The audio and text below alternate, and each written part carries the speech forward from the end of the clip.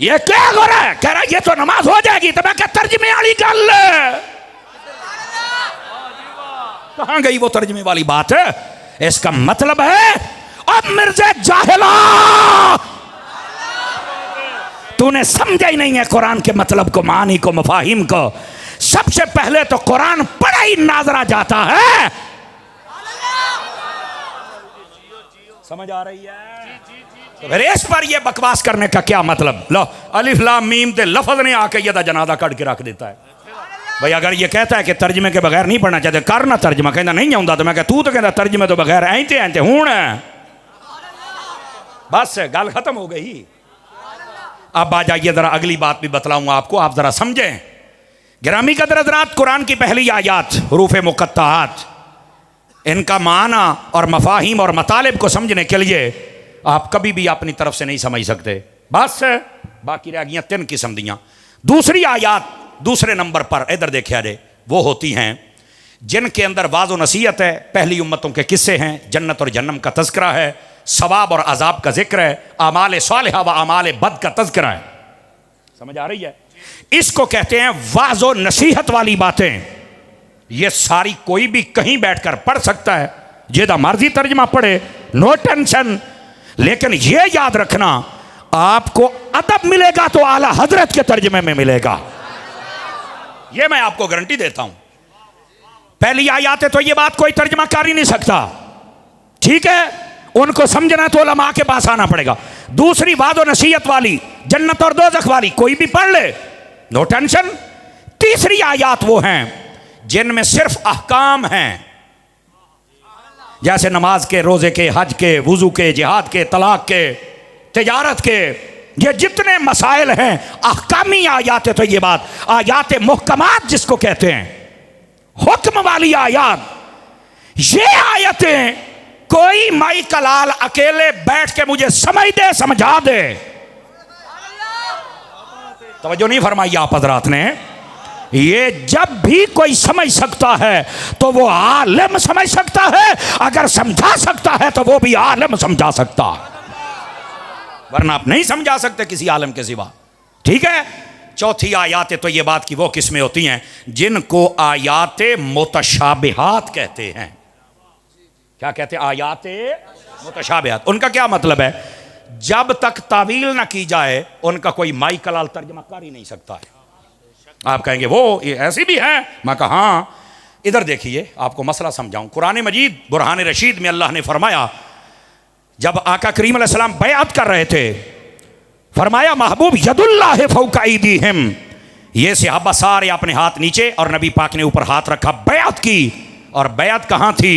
हुदैबिया के मकाम पर। किसके लिए थी? उस्मान गनी के लिए थी। और मैं जरा अगली गाल करने लगी, यहाँ जिंदा बंदा बोले दुआ नहीं, ये वाकया सुलह हुदैबिया वाला पता कब हुआ था? ये जंगे ओहद के बाद हुआ था। तू कहना उस्मान भज गए सन, ते मैं क्या जे भज गए सन ते नबी पाक नूं चाहिदा सी इन्हां नूं कदी इन्ना मकाम ना दिंदे। हुदैबिया के अंदर जिसको सफीर मुस्तफा ने बनाया है उसका नाम उस्मान गनी है।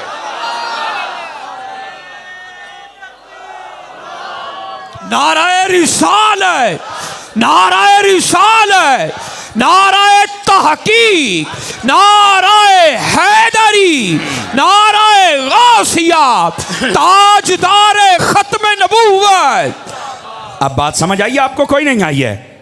यानी 3 हिजरी में आप जंगे बदर, और वहां भी 2 रिवायतें हैं कि आप जंग का मैदान छोड़ के गए थे या नहीं गए थे। और मैं यहाँ एक तर्जमा करने लगा हूँ, अगर उलमा बोले तो आपने बोलना, वरना इधर मेरी तरफ देखिएगा। एक रिवायत में यह हजरत उस्मान गनी ने मैदान नहीं छोड़ा था, और दूसरी में यह है कि जब भगदड़ मची ना, तो एक फितरी अमल है कि बंदा जब कुछ ना नजर आए तो कहीं तो जाना है। यहाँ ये तर्जमा न करके हजरत उस्मान गनी भाग गए थे, बल्कि ये तर्जमा करके उस्मान उधर गए जहां हर रोज मुस्तफ़ा नजर आते थे। ये है मुहब्बत। हुण इन्होंने मसूफियां वालियां गल्लां किवें समझावां? हजरत उस्मान गनी कहाँ गए? जहां हर रोज मुस्तफा नजर आते थे। और मैं यहां और थोड़ी मोहब्बत डालूं तो ये है, उस्मान गनी का भागना ना बता, बल्कि ये बता कि उन्होंने उस वक्त भी रुख किया है तो मुस्तफा की तरफ ही रुख किया है। लेकिन भगदड़ ऐसी थी कि वहां कुछ नजर नहीं आ रहा था, तू भागने की बात कर रहा है। और अगर ये मान भी लिया जाए तो अल्लाह ने फरमाया वलक़द अफ़ल्लाहु अन्हुम, अल्लाह ने माफ कर दिया है। मैं कहा जिन्होंने अल्लाह ने माफ किया चूड़िया तू कौन है आज बक बक करने वाला। अब बात समझ आ रही है?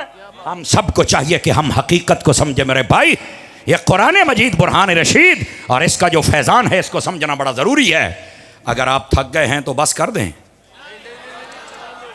आयात मुतशाबिहात समझा रहा हूं, ये क्या होती हैं? ये वो आयात होती हैं जिनमें जब तक तावील ना की जाए ये समझ। इधर देखें मेरी तरफ। अब ये आयत क्या है? यदुल्लाहि फौका ऐदीहिम, फरमा इनके हाथों के ऊपर जो हाथ है इसका लुत्फ लेना है आपने। हबीब वो तेरा हाथ नहीं, वो अल्लाह का हाथ है। अच्छा अल्लाह का तो हाथ है ही कोई नहीं। ये हजरात उलमा बैठे, आप पूछिए, इल्मुल कलाम का ये मसला है। अल्लाह जिस्म जिस्मानियात से पाक है, जैसे हमारे हाथ हैं, आंख है, पाँव हैं, जिस्म है, ये अल्लाह इससे पाक है। अरे जब पाक है तो फिर उसी अल्लाह ने क्यों कहा कि ये तेरा हाथ नहीं मेरा है? अब इसका तर्जमा करो, अब इसका तर्जमा करो। कहते ने ये तो नहीं मैनू पता। मैं क्या पता हुंदा ते सुननी ना हुंदा। मैं क्या ये हैं वो बातें कुरान की, वो आयात है। तो ये बात जिनको आयात मुतशाबिहात कहते हैं ये आलिम समझा सकता है, मिर्जा जैसा जाहिल है। इधर देखो मेरी तरफ। ओ भाईजान, आज तक किसी बंदे ने ये कहा है मेडिकल डॉक्टरी की सारी किताबें घर में बैठ के पढ़े और बाद कभी 2 सालों तो बाद मैं MBBS डॉक्टर हाँ तो मेरे को दवाई लिया करो, मैनू सारा ही पता है? आज तक किसी ने कहा है? बोलो क्यों नहीं कहा? करे जितना मर्जी कोई पढ़ ले, उसके लिए मुकम्मल एक निसाब है, एक दर्स है, एक स्कूल है, उसकी एक मश्क है। उसके मुताबिक उस सारे प्रोसीजर से जब बंदा गुजरेगा, प्रोफेसर उस्तादों के सामने बैठेगा, इम्तिहान देगा, पास होगा, तो फिर वो डॉक्टर डिक्लेयर किया जाएगा। मैंने कहा अच्छा, इसी तरह कभी किसी ने कहा है कि मैं मास्टर साहब के घर जमया तो मैं मास्टर बन गया? बोलो भाई, मास्टर है, सारा महला ਉਹਦੇ ਘਰ ट्यूशन पढ़न आता है, तो उसका मुंडा वो मास्टर नहीं बना। क्यों? कहता है ये स्कूल पढ़ेगा, डिग्री हासिल करेगा, इम्तिहान देगा, उसके बाद फिर ये मास्टर बनेगा। मैंने कहा मेरे भाई, दीन को तुमने इतना आसान समझ लिया है कि जेदा दिल करता है 5-7 किताबें पढ़ के तो कह दियो जी मैनू समझ आ गया। मैं ये कहता हूं और तू क्या है? कुरान मजीद अगर तर्जुमे पढ़कर कोई आलिम बनना होता तो उलमा के फजाइल न होते। मेरे नबी पाक की अहादीस को देखो, फरमाया जो आलिम होता है इसकी शान ऐसे है जैसे 14वीं का चांद होता है। ये मेरे नबी फरमा रहे हैं। मेरे भाई, इस वास्ते आलिम बनना यह जरूरी है। और अगर कोई आलिम नहीं घर में बैठा हुआ तो बताए फिर इन आयात तो ये बात का मतलब क्या है? अल्लाह ने फरमाया ऊपर मेरा हाथ है। कहता ये तो मैनू, मैं कहा हुण तैनू इत्थे तावील तो करनी पैनी है ना, अल्लाह का तो हाथ होता ही नहीं है। आप सूरतुल कलम पढ़ें, अल्लाह ने फरमाया यौम युक्शफु अन साक, फरमा क़यामत वाले दिन वो अपनी पिंडली से कपड़ा हटाएगा। ये मैं तफसीरी तर्जुमा कर रहा हूँ। फरमा जब वाज़े कर दी जाएगी पिंडली। अब इसका क्या मतलब है? गिरामी कदर हज़रात, अल्लाह ताला का जब जिस्म नहीं है जैसे हमारा है तो फिर पिंडली कहां से आ गई? नहीं ना समझ आई। अब इसकी तावील जब तक ना करें तर्जुमा समझ नहीं आ सकता। अब कुरान है, मैं अपनी तरफ से तो नहीं कह रहा। यौम युक्शफु अन साक, फरमाया क़यामत वाले दिन जाहिर की जाएगी पिंडली, कपड़ा हटाया जाएगा। फरमाया यदुल्लाहि फौका ऐदीहिम, हबीब तेरे हाथों के ऊपर अल्लाह का हाथ है। जब हाथ है नहीं तो आया कैसे? आवाज समझ आ रही है? ये आयात तो ये बात का तर्जुमा मिर्जा कैसे करेगा? सिर्फ आपका ज़मीर जगा रहा हूं कि ये कुरान समझना समझाना, हदीस समझना समझाना उलमा के बगैर मुमकिन नहीं है। ऐसे जाहिल बैठ के और यूट्यूब वाले अंदर से क्लिप बना के 5 मिनट का चढ़ाते हैं और तुम आ जाते हो इदा हो गया, इदा हो, पर हम मरे जितों आया है हैं? आप उलमा के पास बैठे, आपको समझ आए मतलब क्या है? अब समझ रहे हैं आप हज़रात? अब आप कहेंगे यार बात तो ठीक है पर इनका फिर तर्जुमा क्या है, हम कैसे समझेंगे? आओ अब इसकी तावील करें, और ये तावील जब सुनेंगे तो आपको लुत्फ आएगा। आहिस्ता से कह रहा हूँ, ज़रा ध्यान से सुनिएगा। और तावील ये है, फरमाया हबीब ये जो सहाबा के हाथ ऐसे हैं और ऊपर तेरा हाथ है, ये तेरा नहीं अल्लाह का, क्या मतलब है? फरमाया ये हाथ तेरा है पर इसमें हिमायत और रहमत खुदा की है। ये मतलब है इसका। गिरामी कदर हज़रात, ये मतलब है इसका। ये मतलब नहीं ये मिर्जा जाहिल और इसकी कंपनी बयान करती है, नहीं है ये मतलब। और दूसरा माना भी सुनिए, फरमाया क़यामत वाले दिन पिंडली को जाहिर किया जाएगा। और इसका क्या मतलब है मेरे भाई? इसका यह मतलब है क़यामत वाले दिन उस क़यामत की घबराहट और मुश्किलात को खोला जाएगा, जलाल को जाहिर किया जाएगा। इसका यह मतलब है। लेकिन नीरे जलाल की तरफ न देखना। मेरे आका फरमाते हैं जो बंदा मोमिन और साले होगा क़यामत वाले दिन उसका मैदान ऐसे गुजरेगा जैसे 2 रकत नमाज नफल पड़ी है, उसका मैदान माशर वाला सारा मामला गुजर जाएगा। समझ आ रही है आप सभी हज़रात को? गिरामी कदर हज़रात, इस वास्ते ये कुरान की 3 किस्म की आयात है। तो ये बात है जिनको समझना उलमा के बगैर किसी बंदे के बस की बात नहीं है। अल्लाह अकबर। इधर आगे आ जाए, आगे आ जाए, इधर आ जाए। बिस्मिल्लाह। अल्लाह आपको खैर व बरकत दे। तवज्जो है जी हज़रात आपकी? बिस्मिल्लाह। आगे आ जाए, आगे आ जाए, इधर आ जाए। बिस्मिल्लाह। जज़ाक। कैसे हैं आपको? सब ठीक है? बिस्मिल्लाह। आ जाए मेरे अजीज़ और मेरे प्यारे भाई, एक गल समझ आई है? कोई नहीं आई है? खुदा की कसम फितने ऐसे ऐसे हैं, क्या बताएं हम आपको। और इसी फितनों के खिलाफ हम लड़ रहे हैं और आपको समझा रहे हैं कि कुरान मजीद को यूं समझना चाहिए। अब दूसरी बात समझें, अगर आप इजाज़त दें तो एक मिसाल आपको और दे दूं। इधर देखिए मेरी तरफ, आपको मसला समझा रहा हूं। अज़ीज़ान गिरामी, ये जो तकवा जिनमें नहीं होता ना, खौफ खुदा नहीं होता, या जो उलमा के पास नहीं बैठते, जिनको पता नहीं होता हकीकत क्या है, ये पटड़ी से कब उतरते हैं? जब कुरान का माना मफहूम अपनी तरफ से बयान करते हैं। हालांकि कुरान का माना मफहूम अपनी तरफ से कोई माई कलाल नहीं दे सकता। 1400 साल से जो उम्मत का तसलसल है उसे बयान करना पड़ेगा। अब तुम्हें गुमराह कैसे किया जाता है मिर्जा जाहिल की जानिब से? इधर देखिए, एक हदीस शरीफ है, नबी पाक अलैहिस्सलाम ने फरमाया ला तत्तखिदू कब्री ईदा, फरमाया मेरी कब्र को ईदगाह न बनाना। अब ये हदीस पाक है। इसका तर्जमा जो गैर मुकल्लिदों ने किया वो ये कहते हैं कि नबी पाक ने फरमाया मेरी कब्र पर मेला न लगाना।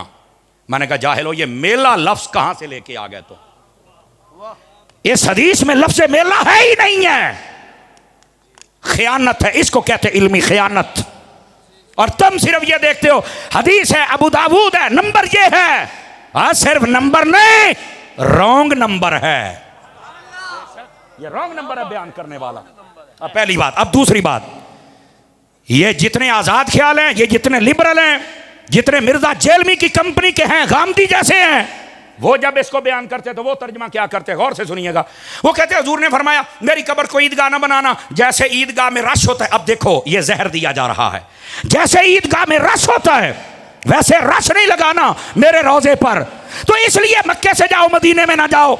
ये जहर इस उम्मत को पिलाया जा रहा है। कौन है? हम लिबरल होते हैं, हम मिर्जे होते हैं, हम जेलमी, हम प्लम्बर, हम गामदी, हम फलाने, हम टिमकाने। ये हैं वो लोग, ये है इनकी औकात। जबकि आका करीम अलैहिस्सलाम ने यह फरमाया है मेरी कब्र को ईदगाह ना बनाना, लेकिन इसका मतलब ये नहीं, दोनों मतलब नहीं। ये मतलब भी नहीं कि मेला ना लगाना और ये मतलब भी नहीं कि रश ना बनाना, ये दोनों मतलब नहीं है। मैं दावे से कहता हूं ये बंदे झूठे हैं, ये कज़्ज़ाब है, ये दज्जाल हैं। इन्होंने मुस्तफा की उम्मत को आका के दर से तोड़ा है, जोड़ा नहीं है। अब समझ रहे हैं आप हज़रात? तो अब आप कहेंगे अत्तारी साहब इसका जवाब क्या है? मैंने कहा इधर आओ, पहले मैं तुम्हें समझाऊं इसकी नौइयत क्या है। इधर देखिए, मैंने कहा अगर नबी पाक के रोज़े पर नहीं जाना और उत्थे चल के रश नहीं लाना जिवें तुसीं कहंदे हो, तो फिर नबी पाक ने ये क्यों फरमाया मन ज़ारा कब्री वजबत लहू शफाअती? अब समझ आई ना? देखो बात सुनते ही आपको वजद आया ना, जो मेरे रोज़े को देखेगा मेरी शफाअत वाजिब हो जाएगी। इसका क्या मतलब है? कहते हाँ यार बात। मैंने कहा रुक भाई रुक, मैं तुझे अगली हदीस भी सुनाता हूं ताकि इसको ताबूत जहालत में बंद करके ऊपर अहमद रजा केल ठोकिए ना। समझ आ रही है? अब दूसरी हदीस, नबी पाक ने फरमाया मन हज फलम यजुरनी फकत जफानी। फरमाया जिस बंदे ने हज किया और बाद में मुझे मिलने ना आया, फरमाया बेवफा है। ये मेरे नबी फरमा रहे हैं। अब कोई जाहिल यतीमुल इल्म ये कह सकता है कि ये नबी पाक ने अपनी जिंदगी में कहा था। मैंने कहा जाहिला, नबी पाक ने तो हज 10 हिजरी में किया, 11 में आप पर्दा फरमा गए थे, तो ये अपनी जिंदगी का नहीं है, ये ताकिया में क़यामत हर ईमान वाले को कहा गया कि जब तू हज कर ले, मोहर लगवाने मेरे पास चले आना, हम मोहर लगा के भेजेंगे तेरे पास। इसका ये मतलब है। तवज्जो है। अब जरा इस हकीकत, अब 2 हदीसें हैं, जाग रहे हैं तो तीसरी भी सुनाऊं। इधर देखो फ्रंट सीटों वाले, तीसरी से पहले एक बात सुनना। फुल कैपेसिटी हज 40 लाख का होता है, और पिछले साल भी फकीर हज पे गया था, इस दफा फिर जा रहा है, माल का साध ले आए। समझ आ रही है? लेकिन मैं एक बात कहना चाहता हूं, मैंने आपसे कहना नहीं है, फिर सुभान अल्लाह, कुछ जुमले होते हैं जिनको आपने खुद महसूस करना होता है। मैंने कहा 40 लाख बंदा जो हज करे तो ना हज करके मदीने ते जाना है, क्या हो? मैं कहा फिर रास्ते कोई नहीं ना लगना। चलो खैर, बहरहाल यही समझाना था आप को। कहता 40 लाख बंदा जावे तो रास्ते पैना है, तो मैं क्या किधर गया तेरा फलसफा? तेरा जनाजा तो निकल गया, तू तो कह रहा रश नहीं लगाना, गोले आए, हदीस का तर्जमा नहीं है। और फिर दूसरी बात भी सुनिएगा, मैं तीसरी हदीस सुना रहा हूं, और ये इश्क वाले ही बोल सकते हैं। नबी पाक ने फरमाया, जिस बंदे ने मेरी मस्जिद में 40 नमाजें पढ़ ली, फरमाया उसके ऊपर मेरी शफात वाजिब हो जाती है। अब ये हदीस पाक है। अब जितने यहां उलमा, नाराए रिसालत, नाराए तहकीक, उलमाए अहले सुन्नत, नाराए हैदरी। या अल्लाह करीम आपको खैर बरकत दे। कुरी साहब, अब जरा जाग रहे हैं आप हज़रात? एक मिनट मुझे दे, मैं आ रहा हूं। हम ताईदारे खत्म नबूवत के बगैर हम तो जिंदा रह ही नहीं ना सकते, लेकिन मसले की नौइयत को समझें। एक मिसाल दे रहा हूं आपको ताकि आप फितरों को समझ सकें। बंदा कहता है, नबी पाक कहते हैं मेरी कब्र ते रश ना लाना। मैंने कहा रश वाला तर्जमा नहीं है, मैं चैलेंज करता हूं, कोई साबित करके दिखाए। कोई कहता है मेला, मैंने कहा मेले वाला तर्जमा नहीं। अगर ये रस और मेले वाला है तो फिर ये 3 हदीसें मैंने सुनाई, बता इनका मफहूम क्या है। अब अगली बात भी सुनना। आजकल जितने पैकेज बनते हैं ना हज या उम्रे के, उसमें 8 दिन मदीने के ज़रूरी होते हैं। क्यों? वो कहते नहीं, वो 2.5 लाख ला ले आई ना, तो कम अज कम 40 नमाज़ा पढ़ के जनती तो बन जाना। मुस्तफ़ा जान रहमत सल्लल्लाहु अलैहि वसल्लम की मस्जिद की ये बरकत है। और वहाँ पर कई काले मुंह वाले ये भी कहते हैं, जब भी कोई आए तो यहाँ नियत मस्जिद नबी की करके आए, नबी पाक की ना करके आए। मैं क्या लानतिया, नबी है तो मस्जिद नबवी है ना। सुन्नी बंदा भाई, तुम्हें यही नहीं पता मनसूब और मनसूब इला में अफजल कौन है? ये मस्जिद मनसूब है, मनसूब इला मेरे मुस्तफ़ा है। हमेशा मनसूब इला अफजल होता है। ये मस्जिद को जितनी शानें मिली हैं, मुस्तफ़ा के कदमों का सदका मिली है। और तू कहता है नीयत यहां नहीं करके आनी मुस्तफ़ा की। क्या बात है। अब समझ आ रही है आप हज़रात को? है, इसलिए हम जिगर पिघला के बात करते हैं। और इधर मेरी सुनिया जे, साडे मरण तो बाद तुसी साडे वर्गा बंदा जे ना लभो तो गल है। मैं आपको मैं अब अक्सर तकरीर में कहता हूँ, अकीदे और मसलक वाले बंदों की कदर कर लो। मैं आपको कह रहा हूँ, हमें पता है कितना मुश्किल और कठिन दौर है, लेकिन अल्लाह दी कसम जीवन दी चासी तां आउंदी है। समझ आई ना? हज़रत अली पाक शेरे खुदा थे ना, हैं, फरमांदे सन चासी तां आउंदी है जदों बंदा मैदान दे विच खलोता होवे। सानू बड़ी चास आउंदी जदों असीं मैदान विच खलोने हैं ना, कसम खुदा दी बड़ी चास आउंदी है। हमें पता है लोग हमारे ऊपर तानों के तीर बरसाएंगे, तो बहतान तोहमत पता नहीं क्या कुछ होगा। मैं कहा जो मर्जी कर, हमारा एक ही नारा है, उन्हें जाना उन्हें माना, ना रखा गैर से काम। बात कहीं दूर ना चली जाए। गिरामी कदर हजरात, अब देखो, कहता नबी पाक दे रोज़े ते रश नहीं लाना। मैंने कहा जो मक्के से होके वापस आ गया मदीने न गया, यूं समझिए उसे मेरे आका ने बुलाया ही नहीं है। लेकिन सुन, अब गल जी उत्थे ही खलोती है, फिर नबी पाक ने फिर ये क्यों फरमाया कि मेरी कब्र को ईदगाह न बनाना।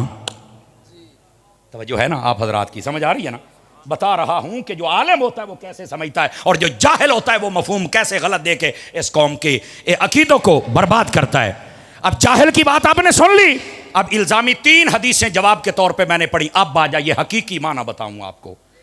और 1 मिनट गोडे छड़िया जी, 1 मिनट सिर्फ, मैं बात क्लोज कर रहा हूं चूँकि नात खान भी अभी बैठे हैं और कुरैशी साहब भी आ गए। ये भी अपने लहजे के अंदर, इनका एक अपना रंग है, अपना लहजा है, उस हिसाब से ये खिताब करते हैं। ये आपको अपने रंग से महसूस करेंगे। लेकिन ये जो फ़कीर पैगाम दे रहा है ना, इसको ज़रा खुदा के लिए थोड़ा जाग के समझ लीजिएगा।